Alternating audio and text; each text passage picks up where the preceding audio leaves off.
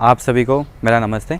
आज हम पुणे एक नई क्लास लेकर आए हैं काइनेटिक थ्योरी एंड थर्मोडायनेमिक्स का पार्ट नंबर 29। ठीक है, इससे पहले वाले 28 पार्ट जो मैंने स्टार्ट किया था उसमें मैंने आपको बता दिया कि आज अपन एक नई यूनिट पढ़ने जा रहे हैं, यूनिट नंबर 3। 2 यूनिट आपकी पूरी कंप्लीट हो चुकी थी और यूनिट 3 में अपन ने शुरुआत की।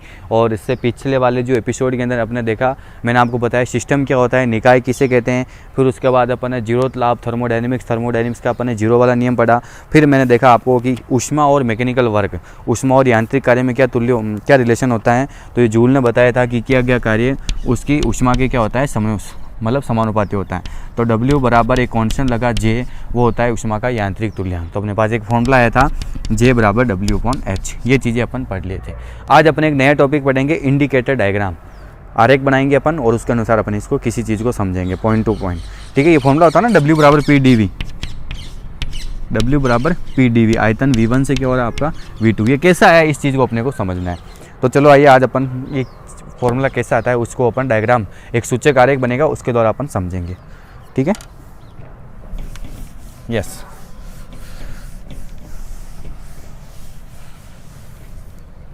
तो आज का आपका टॉपिक हो जाएगा ऊष्मागतिकीय निकाय द्वारा किया गया कार्य।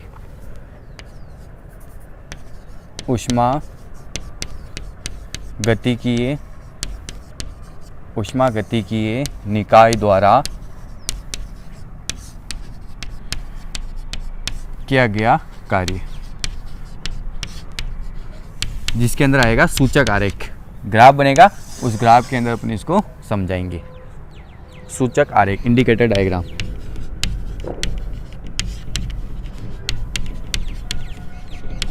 जिसको हम बोलेंगे इंग्लिश में इंडिकेटर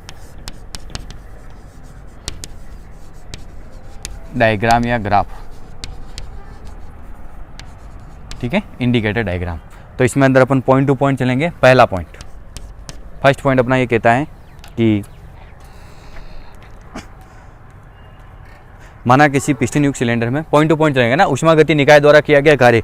जो W का फॉर्मूला होता है ना, P1 माइनस P2 या P2 माइनस P1, ये कैसा है उसके बारे में अपन इस चीज़ को समझेंगे। तो ऊष्मागतिकीय निकाय द्वारा किया गया कार्य और उस कार्य को अपन पढ़ेंगे सूचन आरेख से। तो इसमें मैं आपको पढ़ाऊंगा कि इस वैल्यू को अपन कैसे चेंज कर सकते हैं। 3 ग्राफ बनाऊंगा, फॉर्मूला सभी में सेम आएगा लेकिन 3 अलग अलग रूप में अपन इसको अलग अलग रूप में समझेंगे, सूचक आरेख जिसको अपन बोलते हैं। तो पहला हो गया आपका कि माना किसी पिस्टन युक्त सिलेंडर में, माना किसी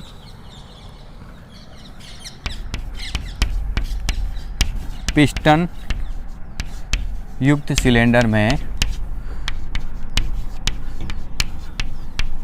माना किसी पिस्टन युक्त सिलेंडर में निश्चित द्रव्यमान की गैस भरी है, निश्चित द्रव्यमान की गैस भरी है पिस्टन युक्त सिलेंडर में। क्या है, निश्चित द्रव्यमान की गैस भरी है पिस्टन की स्थिर अवस्था में। जब आपका पिस्टन स्थिर है, पिस्टन का मतलब क्या होता है, पिस्टन मतलब ऐसा सिस्टम जिसको अपन आगे पीछे खिसका सकते हैं। पिस्टन के द्वारा अगर अपने प्रेस लगाए तो अंदर की तरफ हो गया, या बाहर की तरफ धकेला तो बाहर की तरफ हो गया। तो अपन आगे लिखेंगे पिस्टन की स्थिर अवस्था में, पिस्टन की स्थिर अवस्था में गैस का दाब P है। जब आपका पिस्टन एक जगह स्थिर है तो उस कंडीशन में गैस का प्रेशर क्या बन रहा है, यहाँ पर P बन रहा है। तो पिस्टन की स्थिर अवस्था में गैस का दाब P है, तथा माना गैस का आयतन, तथा माना गैस का आयतन व ताप क्रमशः V1 व T1 है। ध्यान से देखिएगा क्या लिखा है मैंने आपको, कि एक आपके पास कोई पात्र होगा जो ऐसे पिस्टन युक्त है, जिसको अपन आगे पीछे खिसका सकते हैं। ठीक है, इसके अंदर क्या भरी हुई है, गैस भरी हुई है। ऐसे इसके अंदर क्या भरी हुई, अपन ने गैस मान लिया। स्थिर दाब पर, दाब आपका क्या है, कांस्टेंट है। जब आपका पिस्टन एक जगह है तब इसका आयतन क्या है, V1 और T1 है। क्लियर, ये चीज़ समझ में आ गई। अब अपन क्या करते हैं, मतलब इसको हल्का सा खिसकाते हैं। अगर आप पिस्टन को अंदर की ओर करोगे तो गैस आपकी यहाँ से प्रेस होगी, इधर खिसक जाएगी। हल्की सी मान लिया dx कितनी विस्थापित होगी आपकी, डेल एक्स या डी एक्स विस्थापित हो जाती है। तो इस कंडीशन में इसका आयतन क्या हो जाता है, V2 हो जाता है, टेम्परेचर क्या हो जाएगा, T2 हो जाएगा। तो चलो आगे आइए आप कि स्थिर दाब पर गैस का आयतन व ताप क्रम से V1 और T1 है। फिर उसके बाद देखिए आप, अब गैस को, अच्छा टेम्परेचर भी अपन नियत रख रहे, देखो अब गैस को नियत ताप, टेम्परेचर भी अपन क्या रख रहे हैं यहाँ पर, कांस्टेंट। अब गैस को नियत ताप पर ऊष्मा देते हैं, अब गैस को नियत ताप पर ऊष्मा देते हैं जिससे गैस का प्रसार होता है, जिससे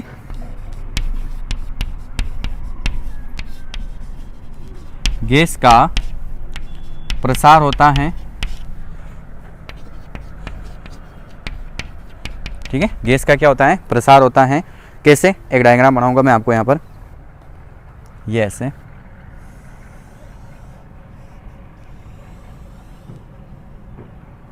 इसके अंदर गैस भरी हुई है, ठीक है। और ये इंडिकेटर डायग्राम ये होता है जो मैं बना रहा हूँ ना, ये चीज़ है यहाँ पर, ठीक। और नीचे क्या लगा हुआ है, पिस्टन हो गया ऊपर की तरफ। चलो ठीक है, यहाँ पर गैस भरी हुई है,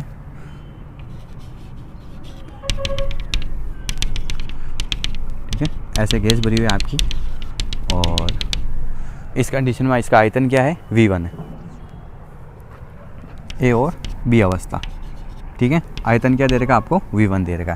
फिर उसके बाद अगली स्टेप आ जाती है A dash B dash, x दूरी तक विस्थापित हुआ, ये यहाँ थोड़े इसको ऊपर बनाते हैं, ये यहाँ तक, यानी कितना, x दूरी तक विस्थापित हुआ। और नई अवस्था होगी इसकी A डैश और B डैश, और यहाँ गैस का आयतन कितना हो जाता है, V2 हो जाता है, ठीक है। ऊपर की तरफ विस्थापित हुआ और गैस का आयतन कितना हो गया, V2 हो गया, ऐसे बाहर की ओर निकलेगा। समझ में आ गया डायग्राम, जो मैंने लिखा थ्योरी वही मैंने यहाँ पर आपको डायग्राम के रूप में समझा दिया कि एक पिस्टन युक्त सिलेंडर है जिसके अंदर गैस भरी हुई है, उसका आयतन V1 और ताप क्या है, T1, ठीक है। अब अपन क्या रख रहे हैं, ताप स्थिर रखते हैं और गैस को ऊष्मा देते हैं, जिससे धीरे धीरे इसका ताप क्या होता है, गैस का प्रसार होता है, गैस का प्रसार दिया जाता है, जिससे नई स्थिति बन जाती है आपकी A डैश B डैश, यानी एक दूरी पर विस्थापित हुआ और अब गैस का आयतन कितना हो जाएगा, V2 हो जाएगा। चलो आइए आगे लिखेंगे अपन कि जिससे गैस का क्या होता है, प्रसार होता है और पिस्टन की स्थिति तथा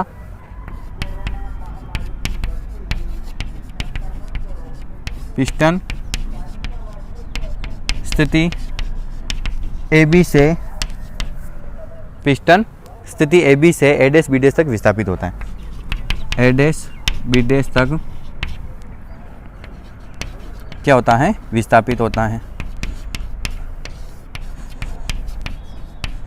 ठीक है। स्थिति AB से A डैश B डैश तक वो क्या हो जाता है, आपका पिस्टन विस्थापित हो जाता है। यहाँ तक ठीक है। क्या लिखा अपन ने, माना किसी पिस्टन युक्त सिलेंडर में निश्चित द्रव्यमान की गैस भरी है, फिर उसके बाद पिस्टन की स्थिर अवस्था में गैस का दाब क्या है, P है, तथा माना गैस का आयतन स्टार्टिंग में और ताप क्या है, V1 और T1 है। अब गैस को नियत ताप, टेम्परेचर नियत रखते हैं और अपन उसको क्या देते हैं, ऊष्मा देते हैं, जिससे गैस का क्या होता है, प्रसार होता है तथा पिस्टन स्थिति AB से A डैश B डैश तक विस्थापित होता है, जैसा कि डायग्राम में है, ठीक है। तो चलो आगे आइए, अपन निकालेंगे इसका फॉर्मूला आगे। इसी में पहला पॉइंट, मतलब अपन अलग अलग 3 रूप में इंडिकेटर ग्राफ के द्वारा अपन बता सकते हैं इसको, सूचक आरेख।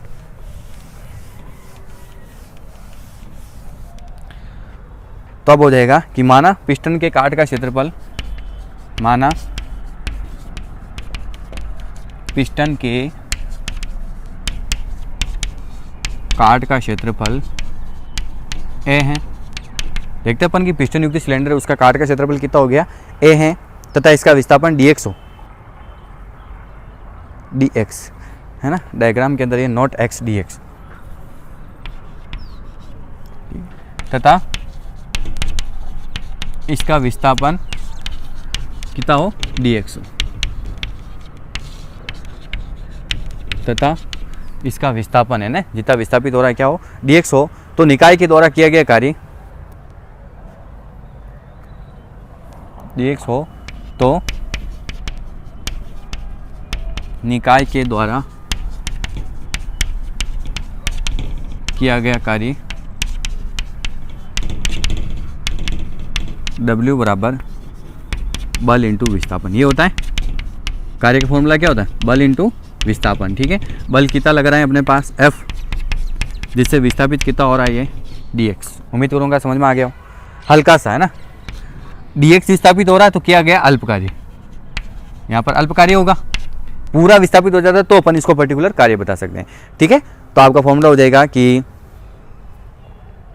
dw बराबर बल इंटू विस्थापन F इंटू डी एक्स, या आप इसको चाहो तो वापस चेंज कर सकते हो। कैसे कि F बराबर क्या होता है, P बराबर होता है F अपॉन A, ठीक है। तो यहाँ से F बराबर क्या हो जाएगा PA, ठीक है। तो फाइनली अपने पास हो जाएगा dw बराबर PA dx। समझ में आ गया, PA और क्या हो गया dx। अब अपने को पता है A और dx, क्षेत्रफल इंटू मोटाई किसके बराबर होता है, आयतन के बराबर। क्षेत्रफल इंटू मोटाई जो आपका क्या है A dx, वो किसके बराबर होता है, आयतन के बराबर। पता है ना, A इंटू डी एक्स, क्षेत्रफल इंटू मोटाई dv। तो फाइनली मैं क्या लिख सकता हूँ, dw बराबर P डॉट dv, ऐसा आता। देखिए फॉर्मूला डायग्राम बनाया और डायग्राम से अपन ने इस फॉर्मूले को समझ लिया कि dw बराबर P dv।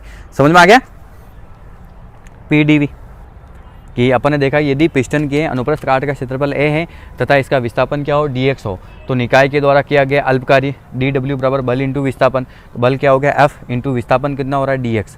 अब अपने को पता है F वापस चेंज कर सकते हैं, P बराबर क्या होता है F अपॉन है, तो यहाँ से F बराबर क्या हो गया PA, तो ये मान मैंने यहाँ रख दिया PA dx। तो क्षेत्रफल इंटू मोटाई बराबर A dx किसके बराबर होता है dv के बराबर। तो dw बराबर क्या हो गया P dv, dv का मतलब आयतन में परिवर्तन। अब अपने को पता है आयतन में परिवर्तन कैसे हो रहा है, पहला आयतन कितना है v1, बाद में कितना हो जाता है v2, तो अपन इसको dv को मैं क्या लिख सकता हूँ v2 माइनस v1 लिख सकता हूँ। तो वापस लाइन चेंज होगी आपकी, यदि गैस का प्रसार होने पर, यदि गैस का प्रसार होने पर आयतन कितना होता है v2, गैस का यहाँ पर क्या हो रहा है प्रसार हो रहा है, आयतन v2 होता है, तो dv किसके बराबर हो जाएगा आपका, dv बराबर हो जाएगा v2 माइनस v1, ठीक है। तो फाइनली अपन इस फॉर्मूले को क्या ले सकते हैं, dw बराबर p v2 माइनस v1। ये आपका फॉर्मूला हो गया, एक बार और समझ में आ गया। इसी फॉर्मूले को अपन ऐसे लिख दें। ये सारी चीज़ें अपने को सूचक इंडिकेटर डायग्राम, जो आपका इंडिकेटर ग्राफ बनता है उसके अनुसार अपने को बताना है, ठीक है। अब ये तो हो गया अल्प कार्य, अब क्या गया कुल कार्य। तो वापस आपकी लाइन चेंज हो जाएगी कि गैस का आयतन में, यहाँ पर लिखूंगा ना लास्ट में, एक थोड़ा स्पेस चाहिए अपने को, गैस का आयतन v1 से v2 होने पर क्या गया कुल कार्य, कुल कार्य वही w बराबर अपन क्या लिख सकते हैं, w बराबर v1 से v2 dw, या इसी को अपन लिख सकते हैं v1 से v2 p dv, ठीक है। बस ये आपका फर्स्ट पॉइंट कंप्लीट है।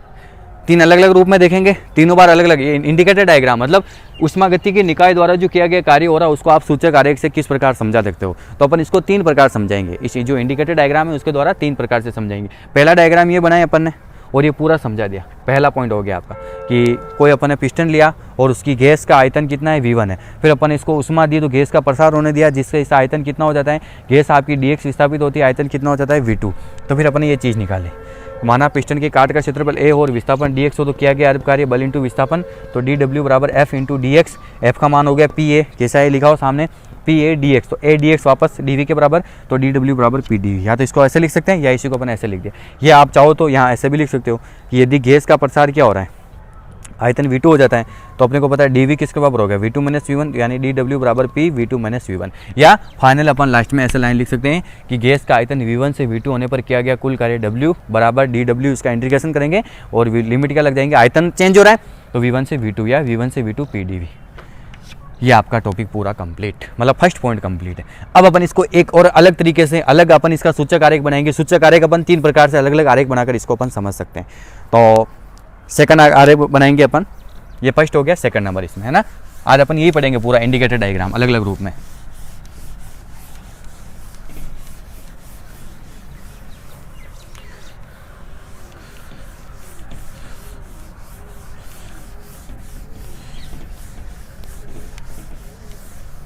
ओके, आइए सेकंड नंबर। कि सेकंड नंबर पर अपन क्या करेंगे कि जब किसी निकाय के दाब व आयतन के बीच, जब किसी निकाय के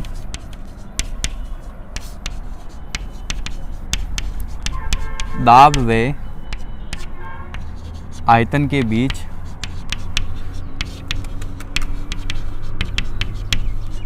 जब किसी निकाय के प्रेशर और आयतन के बीच दिए गए ताप पर ग्राफ खींचा जाता है,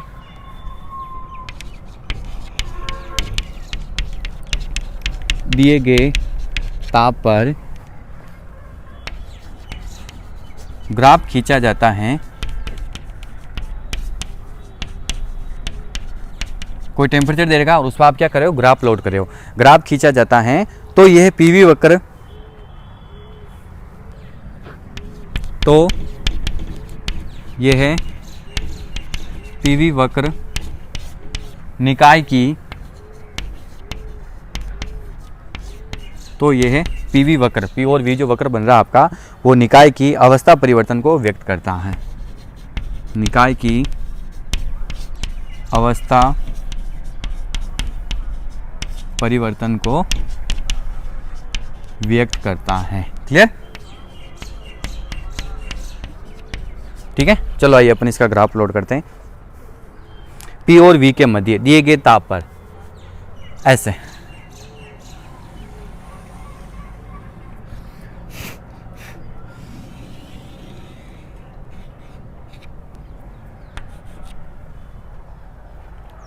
ठीक है, और ग्राफ आपका ऐसा आएगा,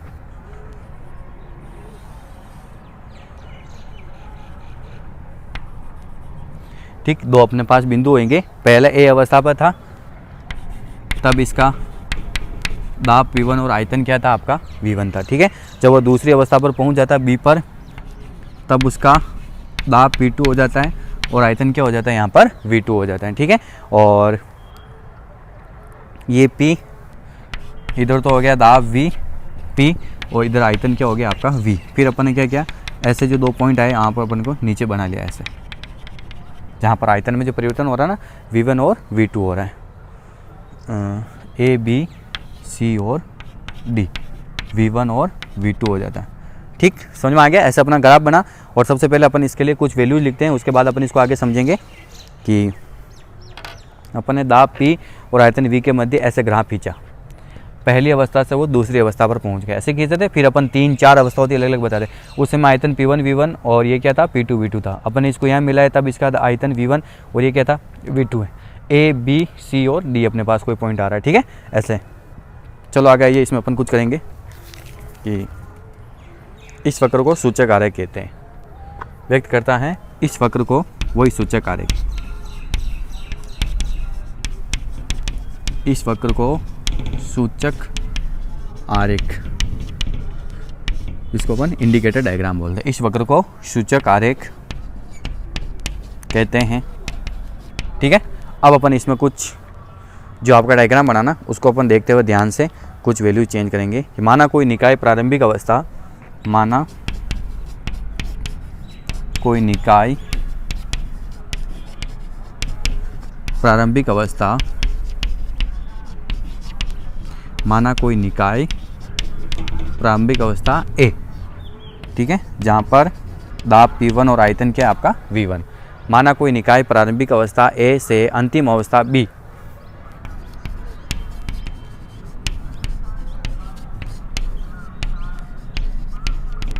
अंतिम अवस्था B, जहाँ पर दाब P2 और आयतन क्या होता है आपका V2। माना कोई निकाय प्रारंभिक अवस्था से अंतिम अवस्था B तक जाता है, तो किया गया कार्य का मान ज्ञात करने के लिए B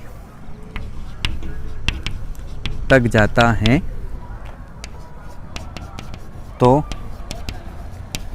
किए गए कार्य का मान ज्ञात करने के लिए, तो किए गए कार्य का मान ज्ञात करने के लिए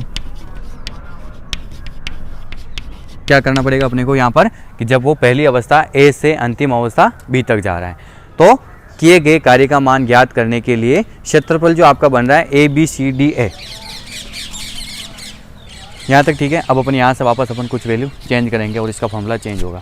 क्या क्या अपन ने जब किसी निकाय का दाब और आयतन के मध्य अपने ग्राफ खींचा, ये ग्राफ आया आपका इसके प्रकार, P और V के मध्य ग्राफ, और ये किसको बताता है, निकाय की अवस्था परिवर्तन को व्यक्त करता है, और इसी वक्र को अपन क्या बोलते हैं, सूचक कारक कहते हैं। ठीक है, यहाँ तक ठीक है। फिर अपन ने देखा कि माना कोई निकाय प्रारंभिक अवस्था A से अंतिम अवस्था B तक जाता है, तो किए गए कार्य का मान ज्ञात करने के लिए, जो कार्य का मान ज्ञात करना है अपन उसके लिए क्या करेंगे, चलो आइए आगे।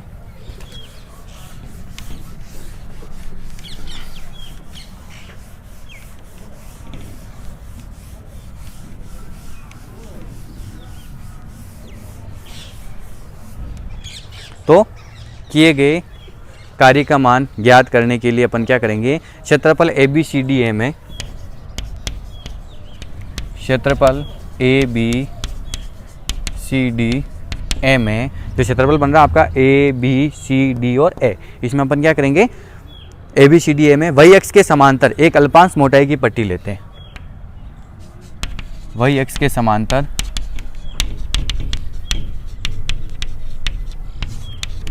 एक अल्पांश मोटाई की, वही अक्ष के समांतर एक अल्पांश मोटाई की पट्टी लेते हैं।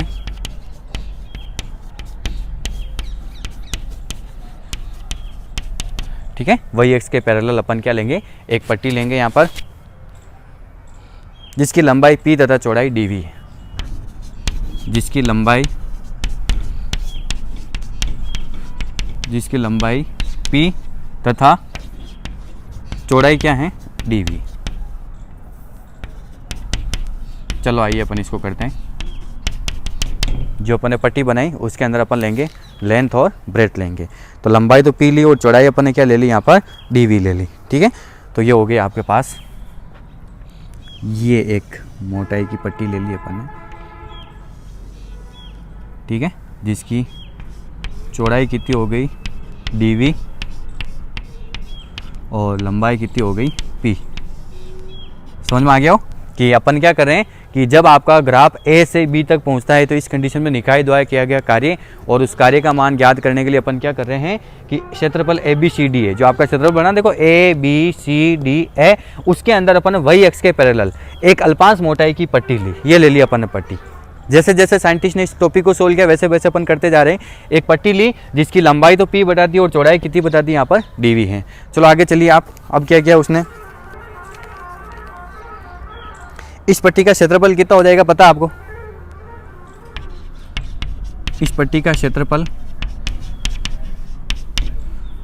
क्षेत्रफल ADV होगा। ये आपकी आयताकार पट्टी है, आयताकार पट्टी है, और इसका अपन ने नाम दे दिया A dash B dash C dash और D डैश, एक नया नाम दे दिया अपने, A dash B dash C dash और D डैश। ठीक है, यहाँ पर ये आपका V था, समझ में आ गया। एक अपन ने नया पट्टी ली और उसका नाम दे दिया A dash B dash C dash D dash. तो सबसे पहले अपन इसका मान निकालेंगे, फिर बाद में इस पूरे का मान निकालेंगे। तो चलो आगे आइए कि निकाय के आयतन में, निकाय के आयतन में अल्प परिवर्तन dV में, स्टार्टिंग में परिवर्तन कितना हो रहा है निकाय के आयतन में, हल्का सा छोटा सा परिवर्तन हो रहा है dV में किया गया कार्य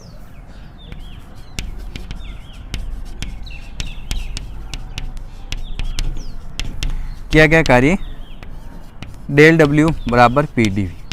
ठीक है, ऐसा अपन लिख सकते हैं डेल W बराबर P dV, या ये हो गया आपका क्षेत्रफल A dash B dash C dash D dash. Clear, क्या हो गया आपके पास क्षेत्रफल A dash B dash C dash D dash. अब अपन क्या करेंगे कि ये मान लिया कि बहुत सारी पट्टियों से विभाजित है, ये है, ये जो पूरा सिस्टम है ये एक पट्टी ली। ऐसे अगर बहुत सारी पट्टियों में विभाजित है तो अपन लास्ट में इसको क्या कर सकते हैं, चेंज करके। आगे चलिए आप, इसी में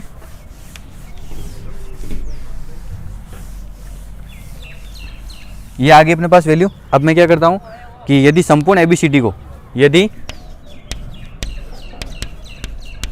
संपूर्ण ABCD क्षेत्रफल को, ये जो पूरा आपका है ना पूरा डायग्राम, संपूर्ण ABCD क्षेत्रफल को इसी प्रकार विभिन्न पट्टियों से बना माना जाए, इसी प्रकार विभिन्न पट्टियों से बना माना जाए, विभिन्न पट्टियों से बना माना जाए, मतलब ये बहुत सारी पट्टियों से मिलकर बना। एक छोटी पट्टी ली, दूसरी, तीसरी, चौथी, ऐसे अलग अलग पार्ट हो अपने पास, तो जो आपका क्षेत्रफल ABCD है ना, वो आपका बराबर हो जाएगा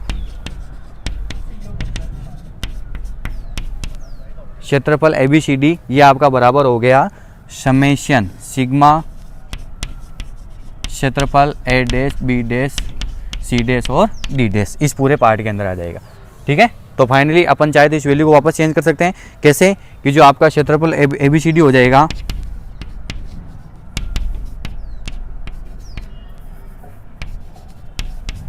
वो आपका बराबर हो जाएगा PdV, समेशन करके, यानी उस पूरे मान के अंदर आ गया। ठीक है, समेशन PdV। तो अब अपन लिख सकते हैं कि अतः निकाय द्वारा किया गया कार्य, अतः निकाय द्वारा किया गया कार्य W बराबर इंटीग्रेशन V1 से V2 PdV, या ये बराबर हो जाएगा आपका किसके, क्षेत्रफल ABCD। समझ में आ गया? देखो ऐसे अपन पॉइंट टू पॉइंट चले और दूसरे डायग्राम से अपन ने अलग वैल्यू बता दिए। ऐसे क्षेत्रफल क्या हो गया आपका, ABCD हो गया। ठीक है, तो अपन ने पहला पॉइंट पढ़ लिया, सूचक आरेख किस प्रकार अपन उष्मागतिकी निकाय द्वारा क्या कार्य W बराबर V1 से V2 PdV होता है। फिर अपन ने दूसरा पॉइंट पढ़ा जिसमें अपन ने ग्राफ बनाया और इस ग्राफ के अनुसार अपन ने वैल्यू समझी कि किस प्रकार इसका मान भी टाइम के अकॉर्डिंग क्या हो जाता है, चेंज हो जाता है। अब एक तीसरा पॉइंट और बचा हुआ है, उसके द्वारा पे अपन बताएंगे थर्ड पॉइंट।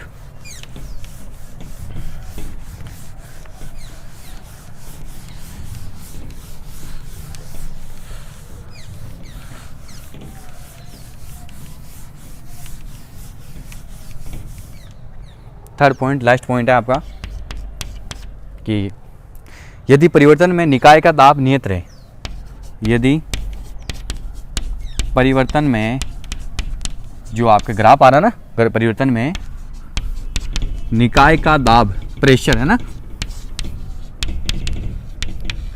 यदि परिवर्तन में निकाय का दाब नियत रहे,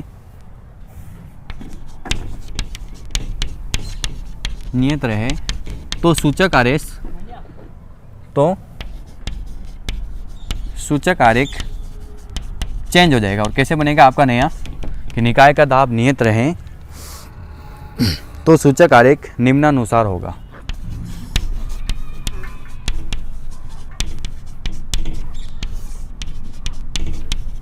ठीक है, अब कैसे बनेगा, अगर आपका प्रेशर कांस्टेंट हो जाए तो आपका ग्राफ ऐसे बनेगा।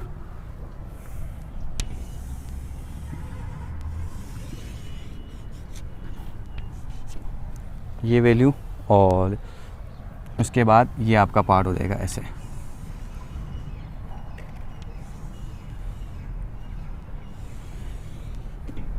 जो आपका प्रेशर बनेगा वो ऐसे इस प्रकार बन जाएगा।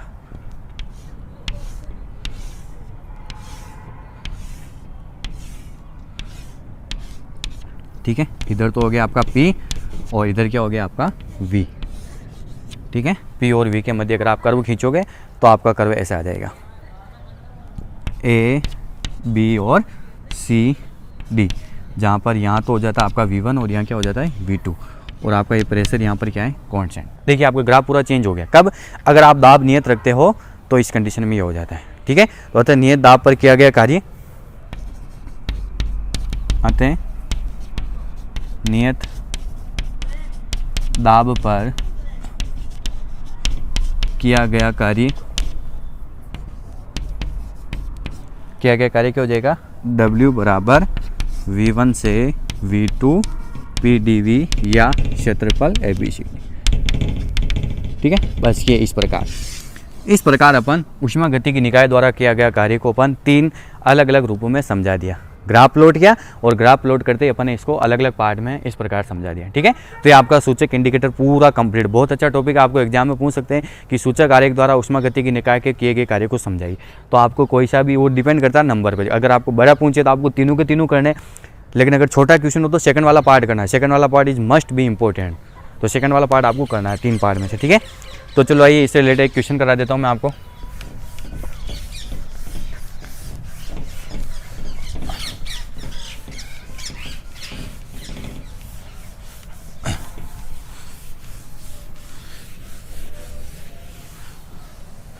यस, क्वेश्चन हो जाएगा आपका 1 किलोग्राम पानी को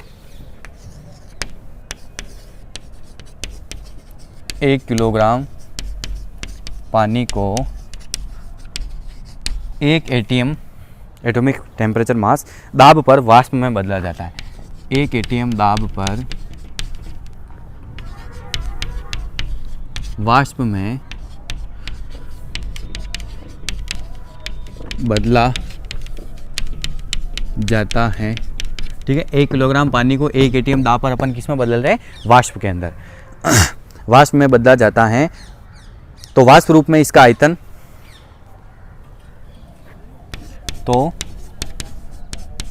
वाष्प रूप में इसका आयतन पहले कितना था? पानी का आयतन 1 किलोग्राम। ठीक है, जब आपको इसको वाष्प में बदल दिया तो इसका आयतन कितना हो जाता है? इसका आयतन हो जाता है 1.67 मीटर क्यूब।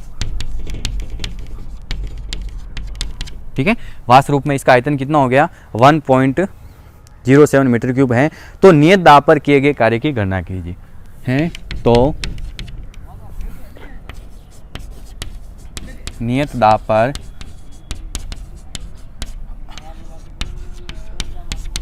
किए गए कार्य की गणना कीजिए। ठीक है, चलो आइए इसको अपन सॉल्व करते हैं। ये आपके सामने क्वेश्चन दे रखा है, इसका सॉल्यूशन देखते हैं कि 1 किलोग्राम पानी को 1 ATM दाब पर अपन किस में बदल रहे हैं? वाष्प में बदल रहे हैं। तो इस कंडीशन में इसका आयतन ये हो जाता है। तो नियत दाब पर की एक चीज़ हमेशा ध्यान रखिए कि जब P आपको 1 ATM दे रखा हो तो जब आप इसको चेंज करते हो इसका मान होता है 10⁵ न्यूटन पर मीटर स्क्वायर। दाब का जनरली फॉर्मूला क्या होता है? बाद मात्रक न्यूटन पर मीटर स्क्वायर होता है। अगर आपको 1 ATM दे रखा है, अगर आप उसको न्यूटन पर मीटर स्क्वायर बदलोगे तो सीधा मल्टीप्लाई किसको करोगे? 10⁵ न्यूटन पर मीटर स्क्वायर। अगर यहाँ पर 4 ATM हो तो 4 × 10⁵ हो जाएगा। ठीक है, और एक आपको दे रखा है स्टार्टिंग के अंदर जो आयतन है आपका V1, वो आपको V1 कितना दे रखा है? 1 किलोग्राम, या जब आप इसको चेंज करोगे तो 0.01 हो जाएगा। मीटर स्क्वायर में चेंज करोगे बाद में हो जाएगा आपका 0.01। ठीक है, और V2 आपको दे रखा है 1.67 मीटर क्यूब। तो कार्य की गणना W बराबर वही P V2 - V1 फॉर्मूला होता ना ऐसे। आप इसका इंटीग्रेशन करोगे तो भी यही मान होता है भाई। आप इसका इंटीग्रेशन करते हैं ऐसे, W बराबर V1 से V2 P dV। तो W बराबर क्या हो जाता? P V2 - V1। ठीक है ना, इंटीग्रेशन करते तो ये आता। तो W बराबर P आपके पास इतना है 10⁵ और V2 कितना आपके पास 1.67 - 0.01। तो फाइनली किया गया कार्य कितना हो जाएगा आपके पास? 1.66 × 10⁵ जूल। ठीक है, ये आंसर। बस ऐसे जनरली ध्यान रखना, आयतन दे रखा हो, प्रेशर दे रखा हो तो सीधा कार्य का फॉर्मूला होता है W बराबर P V2 - V1, और इस फॉर्मूले से अपन क्वेश्चन सॉल्व कर सकते हैं। तो आज के लिए बस इतना सा ही। और जो भी मैंने आपको इंडिकेटर डायग्राम वाला टॉपिक पढ़ाया है उसको बहुत अच्छे से आप ध्यान से देखिएगा, उसमें क्या क्या चीज़ें हो रही, क्या क्या चेंजेज हो रहा है। और 3 प्रकार से है। आपका क्वेश्चन यही बनेगा कि सूचक आरेख द्वारा ऊष्मागतिकी निकाय के किए गए कार्य को समझाइए। अगर छोटा क्वेश्चन पूछ लेता आपको सेकंड वाला करना बहुत इंपॉर्टेंट, 3 पार्ट बढ़ाए सेकंड वाला, और अगर बड़ा क्वेश्चन रहता है तो आपको तीनों के तीनों करने, किस प्रकार ये फॉर्मूला अपने पास आता है। ठीक है,